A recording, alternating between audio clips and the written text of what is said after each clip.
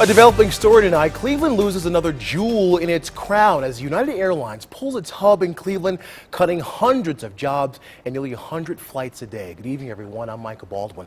Customers of Cleveland Hopkins Airport were still getting used to the United Continental merger, and now hundreds of jobs will fly out of here with those flight reductions. The news taking flight in Cleveland today involves a major flight reduction by our biggest hub. Sources tell Newschannel 5 that United will be cutting more than half of its daily flights. Why? A source says the Cleveland hub is no longer profitable. You wonder what it's going to do to air travel in the area. We fly United more than anything, so it makes you wonder what's going to happen with that. It's reported the airline is losing millions of dollars here, which is why sources say United will be reducing regional flights by 70%. I mean, I didn't know the news till I got here tonight, so we'll find out, I guess, as everybody else does, how that's going to impact us. And imagine coming to work to do your job, then you find out through no fault of your own, your job is in jeopardy. For United workers in Cleveland, it's not a dream, but a horrible nightmare, as sources say United may lay off around 400 people. I'm really sorry they're laying off people. We needed more people, really. All those layoffs, that scares me because I imagine that means there's not going to be many flights going. A source says the airline feels Cleveland and its airline workers have been supportive, but the flight reductions are necessary because the demand is not there. It's getting really bad even now to fly, but laying off all those people and you're waiting in line forever, you know. These cuts will start taking place in the late spring and early summer season. While Cleveland Mayor Frank Jackson will not comment about this until Monday, we are hearing from some Ohio lawmakers, including Cleveland City Councilman Zach Reed, who's worried about the job loss.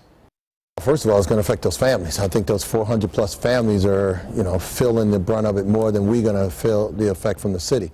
From a city standpoint, we've gone through reduction in workforces before, and we've been able to weather the storm. But 400 families that now are going to find themselves unemployed by June, that's a major hit to those families.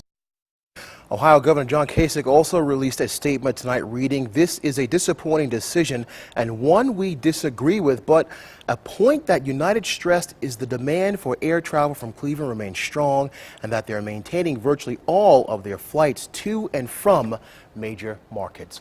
Now, every flyer and many businesses and lots of families want to know what happens when a city loses its hub.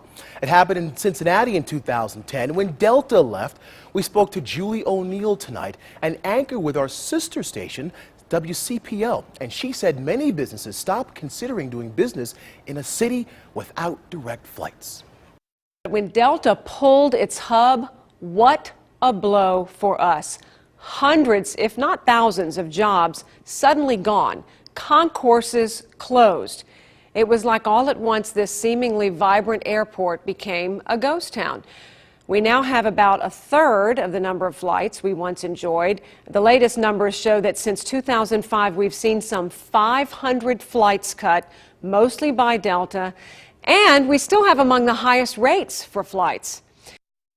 All right, stay with Newschannel 5 for continuing coverage of the United Airlines cuts at Cleveland Hopkins Airport. We have more information on Newsnet 5 and count on Newschannel 5 to cover Monday morning's news conference with Mayor Frank Jackson.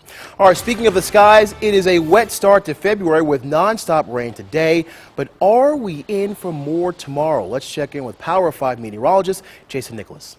Hey there, Michael. The rain did a good job of cleaning the salt off a lot of folks' cars. They didn't want to wait in line at those long car wash lines here the last couple of days. Also did a good job melting some of that snow from streets and sidewalks, but we're now bracing for a little more snow overnight. Take a look at the Power 5 live Doppler network radar. Currently rain, that's the green. Temperatures upper 30s and lower 40s. Notice the rain-snow line currently moving right through the islands, just moved through Sandusky, so it is rain to snow. If you join me at 6, I talked about this changeover happening around midnight here in Greater Cleveland. That should be right on cue. Notice the snow isn't all that much from Sandusky back to the west of Toledo, so it's a thin line of snow. It might bring us an inch, maybe an inch and a half at the most, but it will snow overnight, and then the cold air will move in from the north and west. Look at Minneapolis at 4. We're not going to get that cold, though. In fact, our eyes will turn to a snowstorm midweek, but between now and tomorrow morning, take a look at those temperatures, dropping a good dozen degrees or so from the 30s, even some 40s into the upper 20s by tomorrow morning. We'll talk about those snowfall totals for the next storm system midweek. All that coming up, Michael. All right, we look forward to that. New information about a deadly shooting in Ashtabula. Several people are in custody. The Star Beacon reports Ashtabula police have several persons of interest in custody from Monday's triple shooting on Norman Avenue. It's unclear if one of them is suspected of being the shooter, and no charges have been filed. The victims killed include a woman and her 20-year-old son. Her 23-year-old son remains hospitalized. The motive for the shooting is still unknown. New video tonight of a burglar getting arrested in the act. This is security video from the D-Mart on Maslin Road in Springfield Township. Police say 41-year-old Jody Riggs of Green broke into the store through the ceiling, climbing in through the ventilation duct. That triggered an alarm. Officers arrived on the scene and arrested the suspect drinking a beer. But the store's owner says this one act has devastated his business. You come in on half hour, you lose everything. You lose everything. A lot of damage, he drink a beer inside for 5-10 minutes, you lose 4 or 5 years work. Jody Riggs is in the Summit County Jail tonight facing felony breaking and entering charges as well as vandalism. A major U.S. military installation could be coming to Northeast Ohio. Our national leaders are looking at one Portage County city, and Ravenna residents have mixed feelings. News Channel 5's Stephanie Ramirez found out what may be at stake. Government officials selected Portage County's Camp Ravenna as one of 4 sites to undergo an environmental impact study. They're evaluating the National Guard site and area to see if it can house a ground-based system that would be able to shoot down enemy missiles. I guess it's pretty nifty, and then more protection for the U.S., I guess. Gregory Fink lives right across the street from Camp Ravenna and says he's shocked, but not quite sold yet. One could just go off in the midair and destroy a house, destroy cars, people. There's mixed reaction from all over this location becoming a major part of U.S. defenses. It's probably not a good idea. I think they should do it somewhere where it's out in the country where there's nothing around it. Actually, I'm really surprised that they haven't done nothing like that a long time ago. For those not familiar with the site, Camp Ravenna was once an Army ammunition plant and more recently became a National Guard training site. It's a great deal. But Councilman Frederick Berry says it has the potential to be what he calls a shot in the arm for the community. Growth, because it's going to bring more people, which means that we're going to have to, in town here, establish more shops, restaurants, entertainment. But does that come at the risk of making Ravenna an even greater target to terrorists? Sheila Bays is another neighbor. If they happen to bomb it, of course we're all going to get it. It doesn't, in the local area around. But I don't have a problem for that. We need to take care of ourselves first. And if that means putting something over there to protect me, I'm for it. Now, nothing is for sure yet. Authorities say the environmental impact study will take about 24 months to complete. On your side in the newsroom, Stephanie Ramirez, News Channel 5. We're waiting to see if a local pastor being detained overseas will soon be released from jail. The Facebook page to Free Tom Randall said supporters have good word that he could be released on Monday. Randall is a reverend with the Christ Community Chapel in Hudson. He's being held in a Philippines jail on human trafficking charges.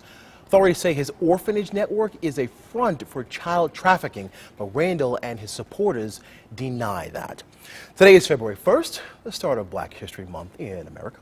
Here in Northeast Ohio, the occasion was marked by a flag raising at the Cleveland City Hall Rotunda. They gathered to share thoughts and play music.